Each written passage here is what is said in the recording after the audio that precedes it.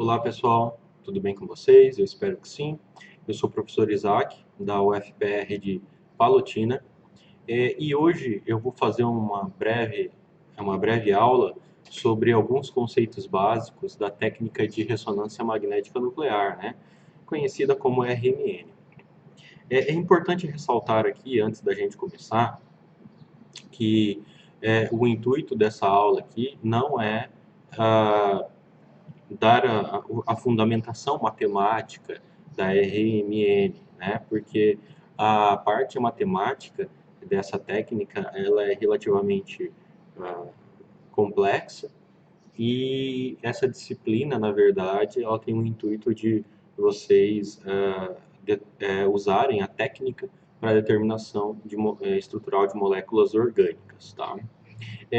Primeiramente, eu quero destacar aqui que a realização de um experimento de RMN, né, nós temos uma interação da radiação eletromagnética com o núcleo, tá? O núcleo atômico.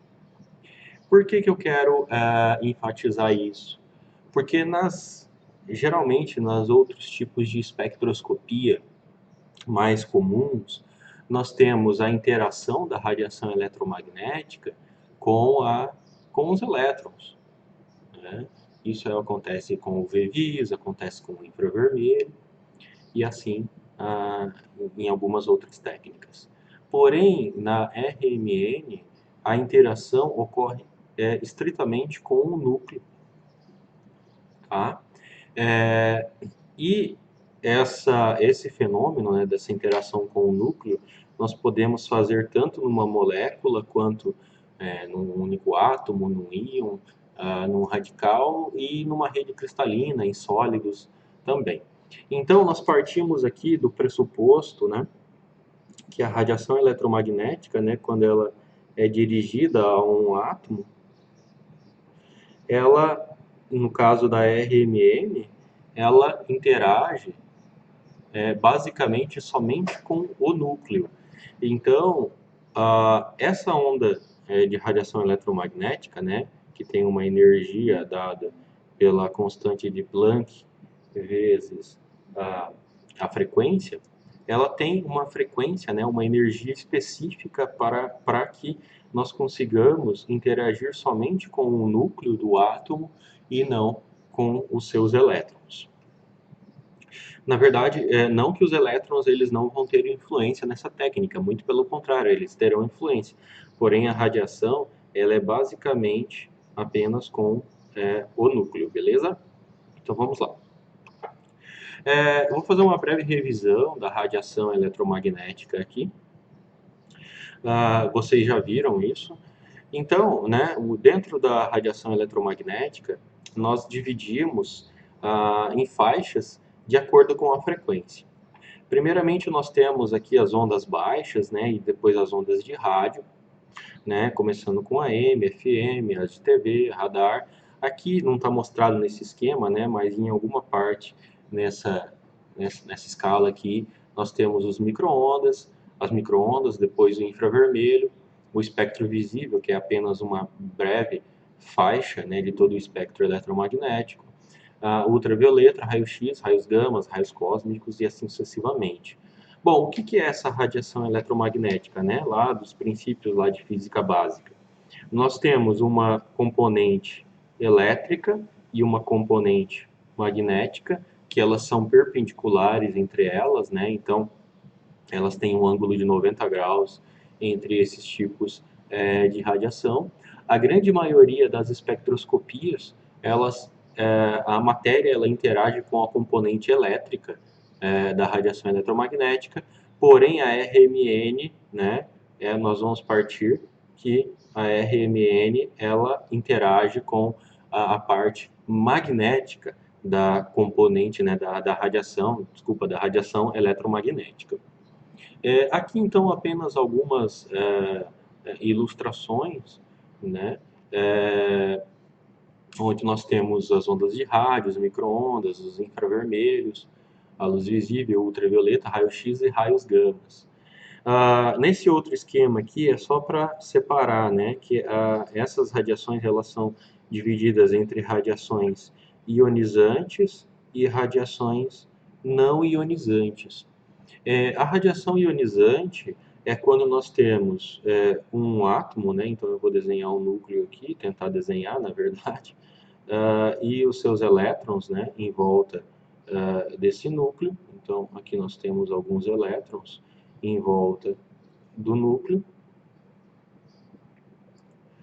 E quando vem uma radiação, né, que tem características ionizantes, essa radiação aqui, né, ela atinge um elétron, excita ele, joga para um estado de maior energia e ele, geralmente, ele pula, né, para um estado, para uma órbita, né, não vou falar órbita, mas para um orbital de maior energia, e assim, ou ele pode sair do átomo ionizando isso, né, gerando espécies, né, eu vou desenhar aqui como um X, espécies iônicas, podendo ser cátions, podendo ser ânions e também podendo ser espécies radicalares, tá?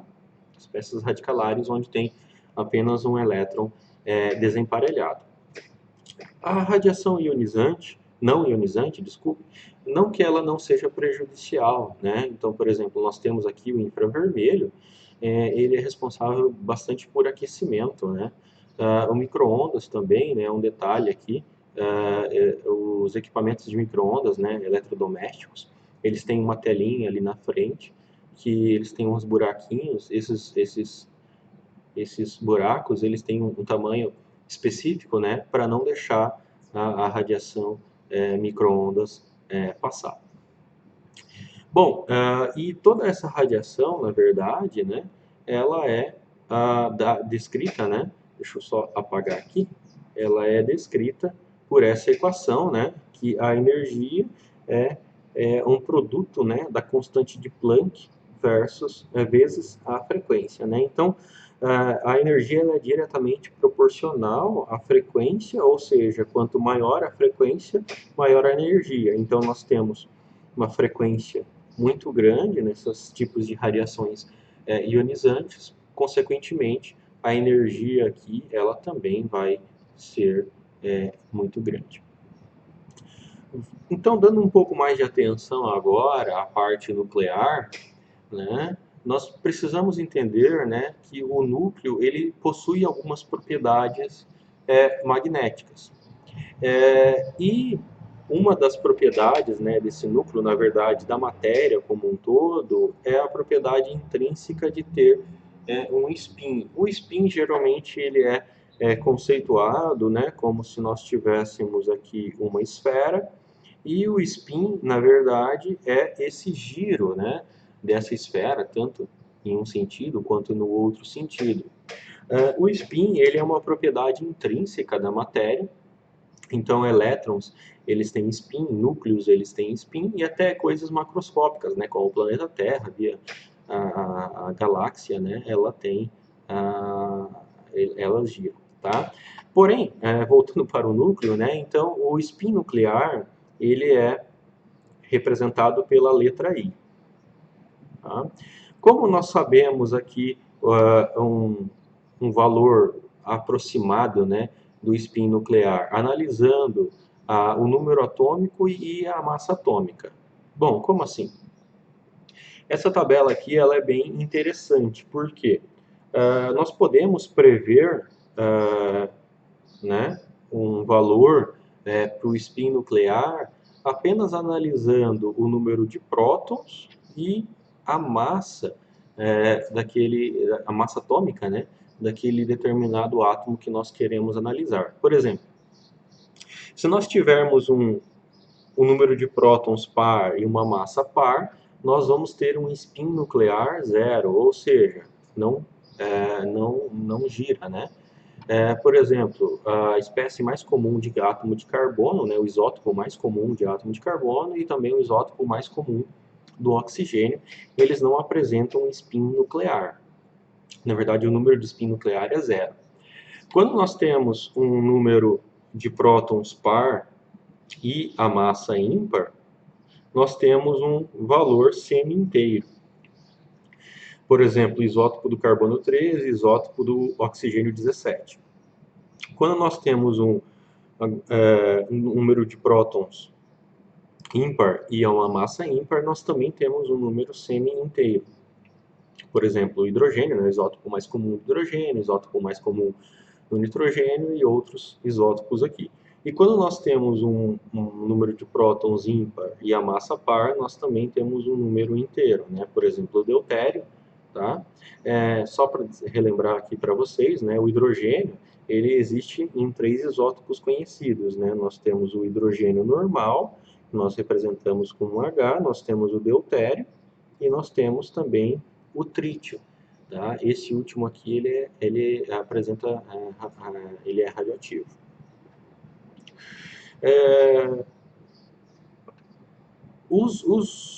O spin nuclear, né, para que os átomos eles sofram o processo de ressonância, né, é muito interessante que eles tenham um spin nuclear semi-inteiro, como a gente vai discutir ali futuramente.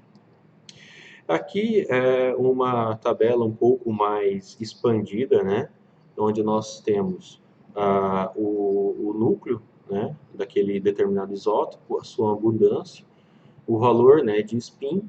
Isso daqui é conhecido como constante magnetogírica, né, ou constante giromagnética, né, que ela é importante dentro de uma equação que a gente vai ver daqui a pouquinho.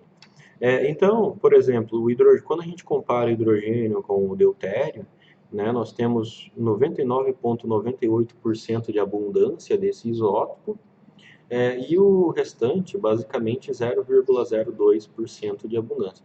Por exemplo, porém, nós vimos ali no slide anterior que nós temos um outro tipo de isótopo de hidrogênio conhecido como trítio, né, que ele é encontrado apenas em quantidades traços. Carbono 13, né, tem um spin meio, o nitrogênio 15 tem um valor de spin de meio, né, um número fracionário, e outros, né, nós podemos ter outros números fracionários aqui, como cloro, enfim. Essa constante, né, giromagnética, ela basicamente ela depende, né, do momento, uma divisão, né, da razão entre o momento magnético do núcleo e o momento angular. Essa tabela periódica aqui, né, no próximo slide, ela é interessante, onde nós mostramos aqui, né, o valor, né, do spin nuclear para diversos. Aqui eu também quero ressaltar, né, que são os principais isótopos, né, que sofrem efeito de RMN. Então, nós vimos aqui, né, que, por exemplo, o carbono 12, né, e nós vimos ali anteriormente que o carbono 12 ele não sofre processo de ressonância por ter um spin nuclear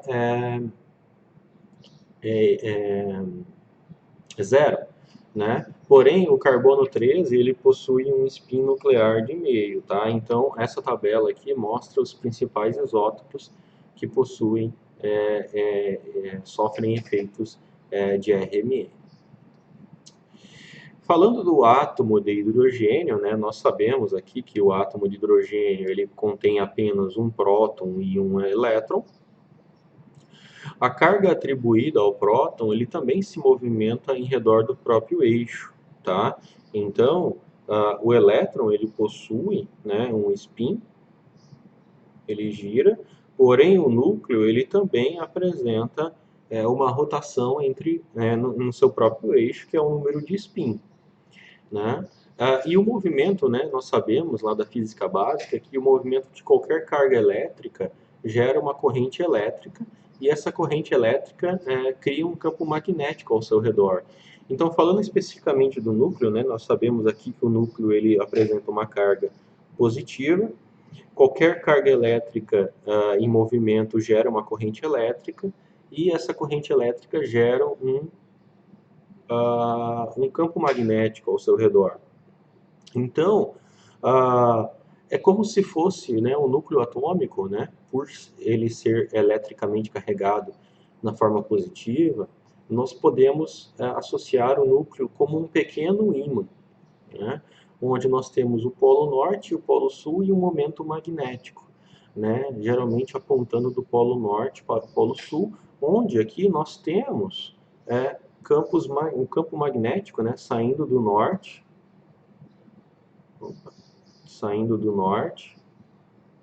indo para o sul, tá? Ok? E a mesma coisa acontece com o núcleo atômico, tá? Então, nós podemos falar que núcleos, no caso aqui do átomo de hidrogênio, mas qualquer núcleo de um átomo, né, eles podem ser vistos como um pequeno ímã, ou seja, eles geram um campo magnético ao seu redor. E é a chave, né, da geração desse campo magnético que ah, é importante, né, para o efeito de ressonância magnética nuclear. Bom, mas o que é esse número, né, de spin? Nós já falamos, né, que o spin ele é uma propriedade fundamental, como se fosse a carga elétrica ou a massa.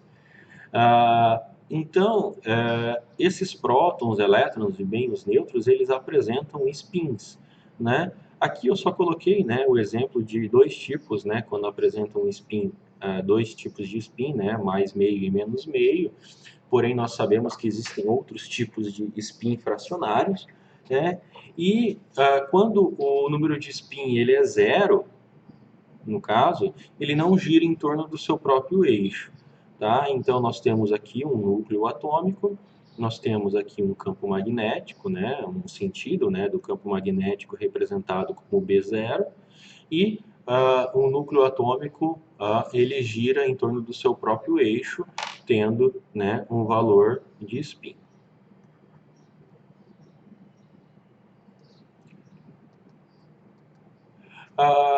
Continuando a falar do spin, né, nós sabemos que o átomo de hidrogênio, né, como já falamos anteriormente, ele é constituído de apenas um único próton, e esse próton nós sabemos que ele gira em torno do seu próprio eixo, então nós sabemos que ele tem um número de spin. Então, se nós aplicarmos um campo magnético em torno, né, na verdade, em um próton, né, que tem uma carga positiva, nós sabemos, né, que o próton ele possui uma carga positiva, então ele atua como um pequeno ímã e ele tem uma propriedade chamada spin. A interação com o campo magnético, né? Então, por exemplo, se nós não tivermos um campo magnético e nós tivermos diversos átomos, então, se nós não tivermos um campo magnético, esses átomos eles apresentam uma orientação aleatória, né? Ou seja, todos esses átomos, esses núcleos atômicos, eles possuem a mesma energia, também conhecida, né, como degenerados. Tá? Porém, quando nós aplicamos um campo magnético, né, nós orientamos esses núcleos atômicos em certas direções, de acordo com o seu número de spin. Então, se nós colocarmos um campo magnético aqui representado, né, pelo polo norte e o polo sul, né, nós orientamos esses núcleos. Alguns podem ter uma orientação em direção ao Polo Norte, outros podem ter orientação de acordo com o Polo Sul. E sabendo que eles têm diferentes orientações, nós também podemos dizer que eles têm uma diferença de energia entre eles. E esse número de orientações em relação ao campo magnético, ele é dado por essa simples equação aqui, onde I, né, é o número de spin e o mais 1, né? Ou seja, se o número de spin ele for meio, né, então nós temos aqui 2 vezes meio mais 1, né? Então nós temos 1 mais 1, que é igual a 2. Tá? Então ele vai ter dois tipos ele vai ter dois tipos de orientações. No caso, é o que é representado aqui, tá? Então, ele tem uma orientação para cima e uma orientação para baixo. Se o número de spin ele for zero, né, o número de orientações ele é apenas uma, então 2 vezes zero mais 1 é igual a 1, então ele não tem diferença de energia, por isso que ele não sofre processos de ressonância. Eu vou dar enfoque aqui, né, em números de spin de meio, que eles possuem dois estados de energia, né? Então, esse campo magnético, esse núcleo, né, ele vai se alinhar no sentido do campo magnético ou contra esse sentido do campo magnético, né? Então, quando nós aplicamos um campo magnético em um determinado núcleo, nós geramos dois estados, conhecidos como o estado alfa, que é o estado de menor energia, e o estado beta, conhecido como o estado de maior energia. E isso é dado, né, nós já vimos anteriormente que essa energia é dado por essa equação, né? Então, a variação de energia é igual à constante de Planck vezes a frequência. Então, um fóton com uma quantidade correta de energia pode absorver e causar a inversão desse spin.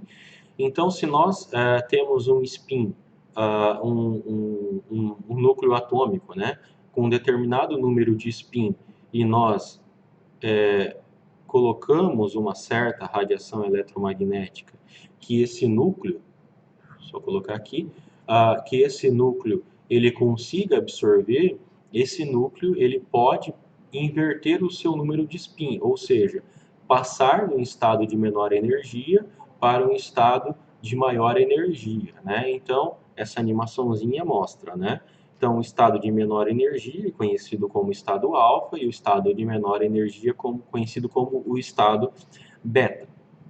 É interessante ressaltar, né, que a direção, né, do campo magnético aqui, né, do spin, ele segue a regra daquela mão direita, né, que nós vimos em física, né? Então, nós temos o sentido do campo magnético, né, e no sentido, né, no norte.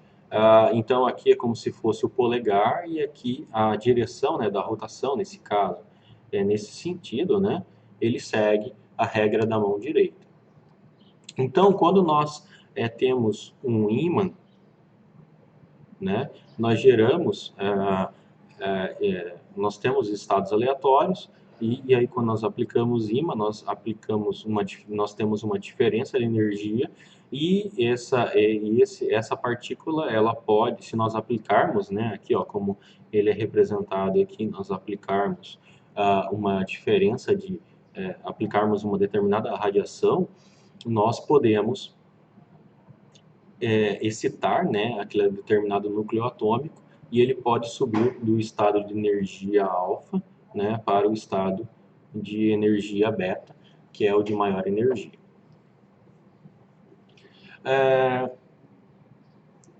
Dentro, né, dos spins, né, por exemplo, se o número de spin for meio, nós temos dois estados possíveis, né, o menos meio e o mais meio, que nós já vimos anteriormente como alfa e beta. Se ele for inteiro, né, nós temos três possibilidades, porém, se ele for o número, né, de spin for 2, nós temos mais possibilidades, então não somente alfa e beta, né? Então, aqui nós vamos ver que, por exemplo, se o número quântico magnético for meio, nós temos dois possíveis estados. Tá? Se o M ele for 3 sobre 2, né, nós temos aqui, ó, nós temos 1, 2, 3, 4 estados diferentes. Se for 5 sobre 2, nós vamos ter 1, 2, 3, 4, 5, 6 possíveis estados. Tá?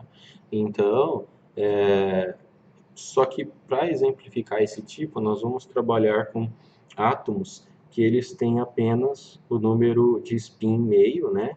Como hidrogênio, carbono, carbono 13, né? Nitrogênio 15, fósforo 31 e flúor 19. Nós falamos, né, do campo magnético. Eu quero ressaltar aqui que a potência, né, do campo magnético, ele é extremamente importante de acordo com a diferença de energia, né, dos estados beta e dos estados alfa. Essa diferença de energia ela é diretamente proporcional à potência do campo magnético. Então, por exemplo, se nós temos um campo magnético de 7,05 teslas, né? Ou seja, que vai gerar ali uma frequência de basicamente 300 MHz, nós temos uma determinada diferença de energia aqui entre os estados alfa e beta. Se nós tivermos um campo magnético maior, no caso de 11,75 Tesla, que dá, né, 500 MHz no equipamento, nós temos consequentemente, nós vamos ter uma diferença de energia maior, tá? E isso é extremamente importante, porque quanto maior a diferença de energia, né? Então aqui, ó, diferença de energia entre os estados alfa e beta, maior a resolução da técnica, né, que nós vamos ver. E essa resolução ela é dada, né, pela diferença de população entre os estados alfa e os estados beta.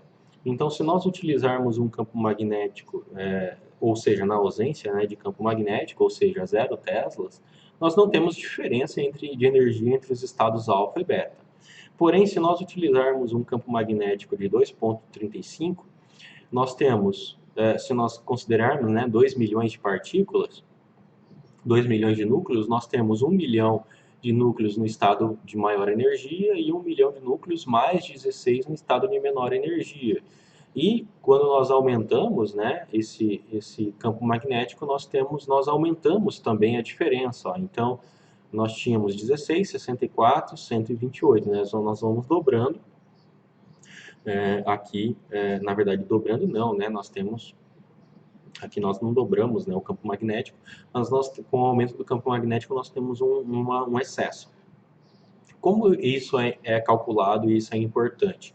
Por exemplo, para spins, para números de spin meio, né, do spin nuclear meio, nós temos essa equação, né, que a diferença de energia entre os estados é 2 vezes o momento magnético vezes o campo magnético. Tá? Então, nós podemos ver que a energia, né, a diferença de energia entre os estados, o momento magnético ele é constante. Porém, o campo magnético ele é diretamente proporcional à energia. Então, supondo que nós temos um determinado campo magnético aqui, como que nós sabemos a diferença de população entre os estados alfa e o estado beta? Nós jogamos, né, na equação de população de Boltzmann, que ele leva em consideração, né, a constante de Planck, né, vezes a frequência dividido pela constante de Boltzmann vezes a temperatura. Se nós resolvermos essa equação aqui para 100 MHz, né, então nós colocamos aqui, ó, uma frequência de 100 MHz, nós sabemos que isso é constante, isso é constante, isso é constante, então a diferença de população entre os estados alfa e beta depende exclusivamente da frequência.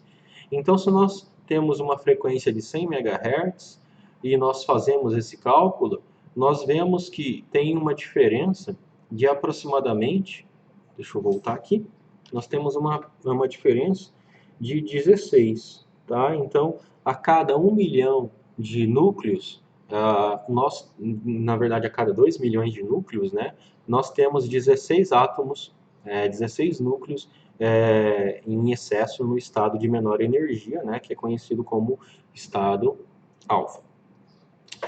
O campo magnético, né, e os núcleos atômicos. Nós sabemos, né, agora que os núcleos atômicos, por eles serem positivamente descarregados, eles atuam como pequenos ímãs. E esses ímãs, eles geram, né, um campo magnético ao redor. Então nós podemos tratar isso como um núcleo, como se fosse uma pequena bússola, tá? Nós sabemos que a bússola geralmente ele aponta, né, para o norte, no caso aqui o norte geográfico, né? Porém, se nós tentarmos girar essa bússola, né, com o dedo, o que nós precisamos fazer para inverter a agulha da bússola? Nós precisamos aplicar energia, ou seja, nós precisamos ir ali com o dedo e girar. Então, para você inverter o ponteiro da bússola, nós precisamos aplicar uma determinada energia. Isso é a mesma coisa com um núcleo atômico. Se nós temos um núcleo atômico com uma determinada energia e nós aplicarmos um campo magnético e esse campo magnético for forte, nós podemos mudar a energia disso. Então nós tínhamos um estado de energia alfa e nós vamos para um estado de energia beta. E para voltar, né, ou seja, do estado de maior energia para o estado de menor energia, esse núcleo aqui ele libera essa energia que nós aplicamos e ele volta para o estado de menor energia. Então, dentre os campos magnéticos, né, e os núcleos atômicos, nós sabemos, né, que se nós tivermos aqui, né, uma espécie no em um estado de menor energia alfa e nós aplicarmos um campo magnético, nós podemos promover esse núcleo atômico para um estado de maior energia beta.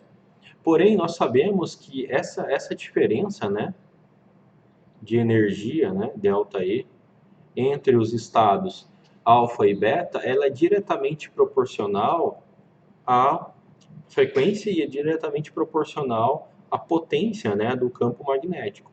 Então, se nós aplicarmos um campo magnético mais forte, nós temos também, consequentemente, uma diferença maior de energia, né, entre os estados alfa e beta.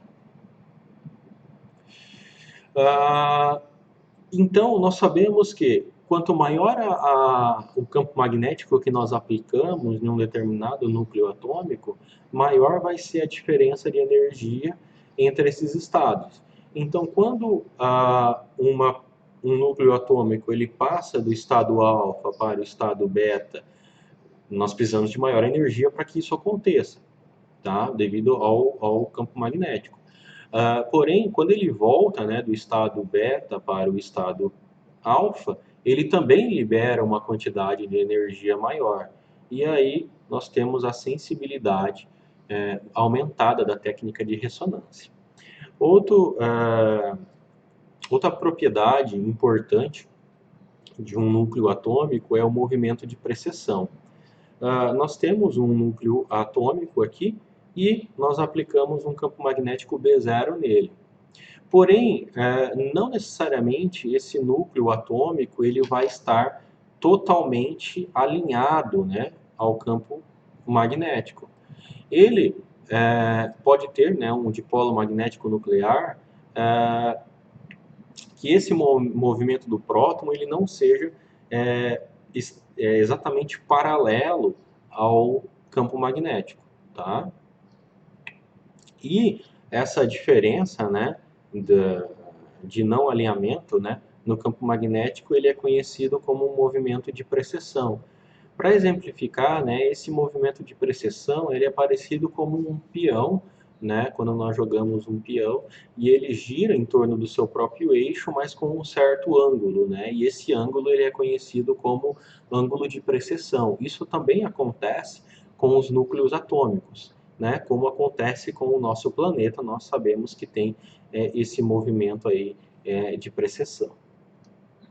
Essa precessão ela é conhecida, né, também como precessão de Larmor, tá, no fenômeno de ressonância magnética nuclear.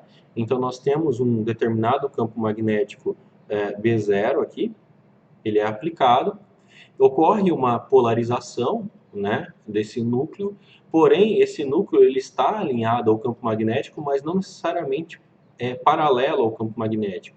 Ele tem um certo ângulo, tá? E esse ângulo aqui, ele é conhecido como ângulo θ, né? Então, né, lá com a, a letra do grega, θ.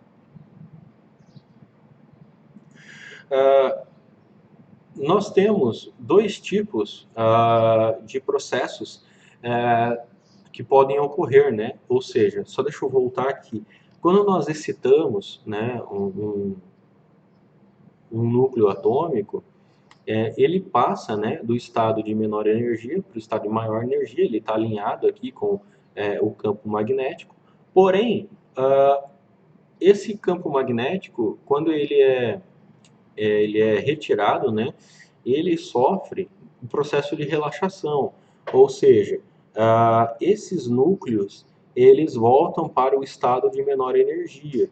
E nós temos dois tipos de relaxação, T1 e T2.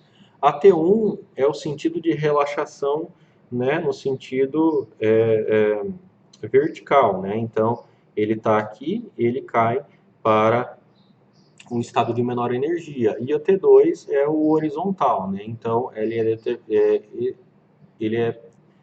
depende, né, do ângulo θ que nós vimos no slide anterior. Então, na precessão de Larmor, né, ela é basicamente dependente da constante giromagnética, né, ou magnetogírica, que nós vimos lá no início da aula, vezes o campo magnético. Ou seja, a frequência, né, de precessão, né, ou conhecida como frequência de Larmor, ela é basicamente dependente, né, diretamente dependente da potência do campo magnético que é aplicado, porque a constante magnetogírica, né, de um determinado núcleo atômico, ela vai ser sempre a mesma. Então, por exemplo, para uma precessão, né, como que nós transformamos, né, essa frequência, né, de precessão para Hertz? Aí nós utilizamos essa equação, que é conhecida como a equação fundamental da ressonância magnética nuclear, onde nós temos a frequência em Hertz, ela é dada pela constante magnetogírica daquele determinado núcleo atômico, dividido por 2π, vezes o campo magnético. Essa daqui ela é conhecida como a equação fundamental da ressonância magnética nuclear, porque ela relaciona a frequência com a constante magnetogírica de determinado núcleo atômico, basicamente vezes o seu campo magnético. Então, como que nós geramos o sinal da ressonância magnética nuclear? Então, nós sabemos, né, que o núcleo ele gira com um determinado movimento de precessão, e quando nós aplicamos uma determinada frequência nesses núcleos atômicos que eles estão alinhados com o campo magnético, eles absorvem essa energia e eles passam, né, por um estado de menor energia para um estado de menor energia. E isso é conhecido, né, esse decaimento é conhecido como FID, né, que é o decaimento de indução livre, né? Ou seja, então ele gera um sinal no espectro de RMN que nós conhecemos basicamente dentro da RMN como FID.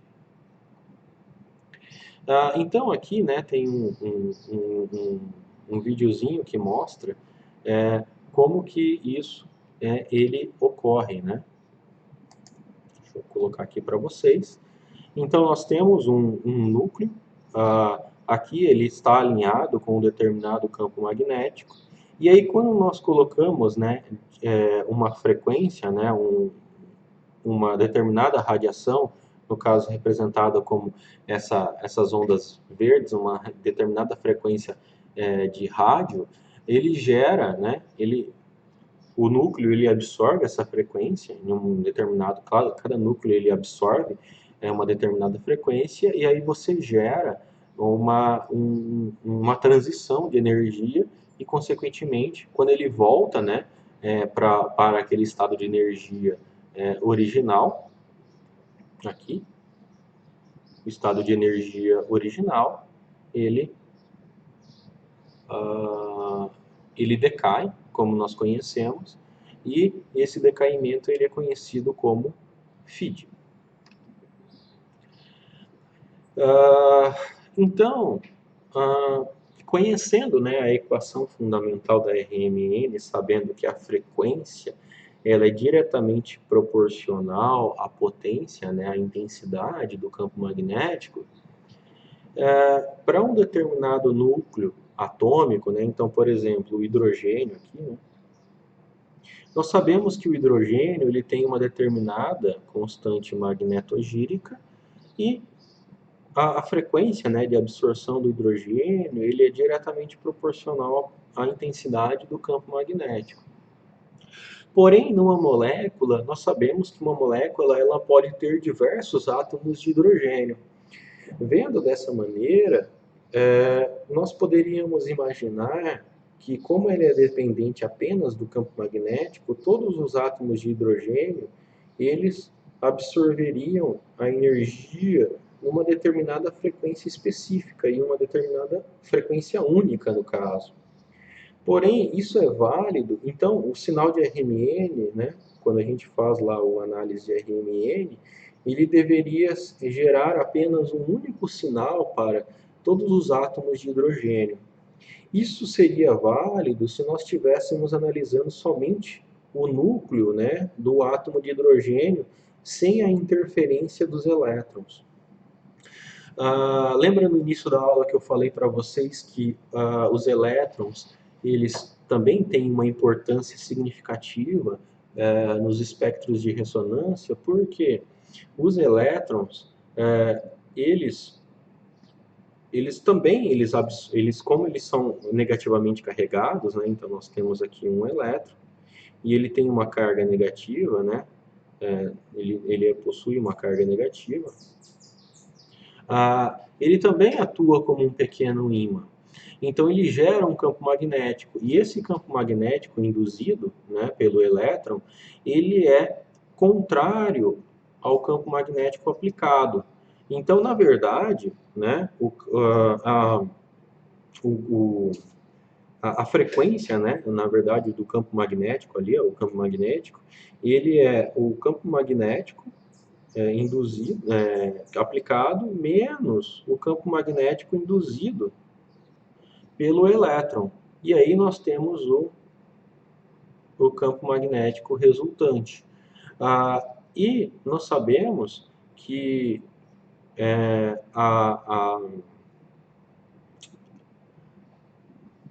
desculpa aqui, gente, fugiu a palavra.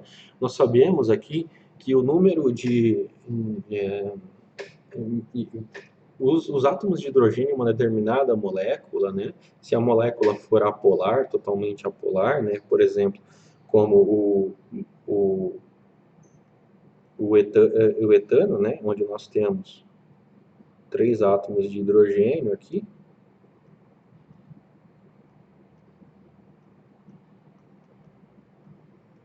nós sabemos que a quantidade de elétrons nessa parte da molécula é exatamente igual à quantidade de hidrogênios nessa parte da molécula. Então, nesse caso, realmente vai gerar apenas um único sinal. Porém, quando nós temos uma molécula polar, por exemplo, como o etanol, nós temos 2 hidrogênios nessa posição e 3 hidrogênios nessa posição.